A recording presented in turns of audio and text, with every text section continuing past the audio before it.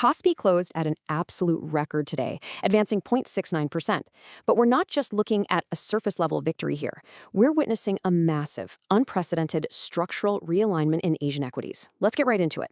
Before we plunge into the heavy, rapid-fire financial metrics driving today's action, let's take a second to visually anchor ourselves with our energetic mascot right here. The data flow we're about to process is dense, and the pace is fast, but the underlying narrative? It's razor sharp, so keep your focus locked in. 9,114.55. The KOSPI officially closed at an all-time record high of exactly 9,114.55. This number is the absolute peak of the index's historical performance. The momentum is severe right now, but the engine actually powering this number? That's what truly matters. Looking at this historic trajectory, you see relentless upward pressure. It looks like a total market victory, right? But the surface only tells you what happened, not why. We need to dive beneath that shiny surface and look at the specific engine pulling this whole thing upward. And here is the defining event of the session. SK Hynix rose 5.61%. By doing that, its free float adjusted market capitalization officially overtook Samsung Electronics. We are talking 2,067.5 trillion won versus Samsung's 2,021.7 trillion won. This is literally seismic. Samsung Electronics has held that top rank uninterrupted since November of 2000. That 24-year reign, it completely ended today. This power shift is fundamentally all about advanced memory, high bandwidth memory specifically. And the capital flow absolutely wasn't isolated. SK Square also surged, shooting up 10.67% during the exact same session. Basically, investors were aggressively hunting for lower entry exposure to this massive memory chip shift, totally riding the momentum of SK Hynix's dominance. So what's driving this? Let's look at the engine, 4 converging catalysts. Let's lay out the timeline of these 4 catalysts logically, because when you see how they overlap, it creates this perfect storm, a sheer wall of institutional interest. We're tracking everything from a critical filing back in March to real-time export data this month, an impending earnings report, and a massive memory cycle extending way out into 2027. Catalyst 1, the anticipation surrounding SK Hynix's Nasdaq ADR application. They submitted a confidential registration in March, and an SEC decision is pending right now. A U.S. listing directly compares SK Hynix to Micron on a level playing field, but more importantly, it unlocks massive exposure to U.S. passive index inclusion. We're talking about a massive wave of U.S. institutional capital getting ready to re-rate this stock. Catalyst 2, 188.4%. This is some staggering data released by the Korea Customs Service today. Semiconductor exports just hit a record $25.5 billion for just the first 20 days of June.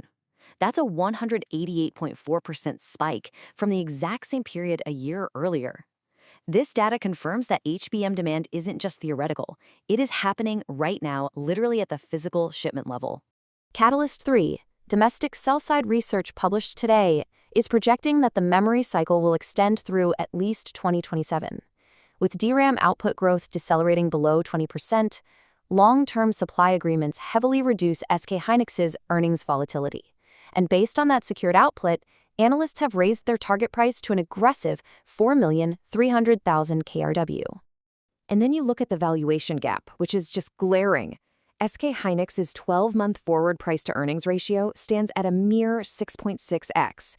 Meanwhile, every single global semiconductor peer, including Micron, trades at or above a 10x multiple. The institutional market is definitely waking up to this massive discount. Catalyst 4, the final piece of the engine. Micron Technology is reporting its fiscal third quarter results very soon. These upcoming earnings are going to serve as the ultimate external validation. If they confirm industry-wide HBM demand, it entirely justifies the thesis that moved the Korean market today. But we have to look out for warnings. Canary 1, the divergence signal. If we plunge beneath all that surface euphoria, the reality behind the headline number is essentially a sea of red. Just looking at this graphically shows exactly how narrow and dangerously concentrated the market breadth actually is right now. Here is the critical divergence. Yes, the KOSPI index gained 0.69%. Yet, despite this record high, 742 out of 946 individual stocks actually declined during the exact same session. Think about that.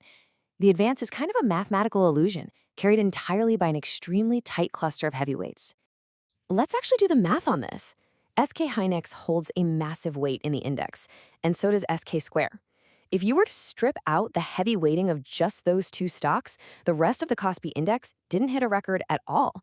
It actually suffered an implied decline of 1.34%. Which brings us to our second hidden danger, Canary 2, capital flight. There is a massive transfer of risk happening under the hood. Foreign investors executed a staggering sell-off today, dumping a net 1,432.9 billion KRW in SK Hynix alone. That single position accounted for 56% of their total market selling. So who caught the falling knife? Retail investors. Retail capital bought in, absorbing a net 2,150.5 billion KRW. They provided the absolute majority of that institutional exit liquidity. And where did all that foreign capital go? Well, it didn't stay in Korea. It was instantly converted to US dollars. This massive capital flight actively weakened the Korean won, pushing it down to 1,538.2 against the dollar. The money is literally leaving the ecosystem. So the crucial point we're really left with is this. Is today's unprecedented record high a genuine sign of enduring market strength? Or are we actually looking at a highly dangerous concentration of risk, entirely propped up by a single sector while foreign capital actively heads for the exit? It definitely challenges the entire surface narrative of today's close.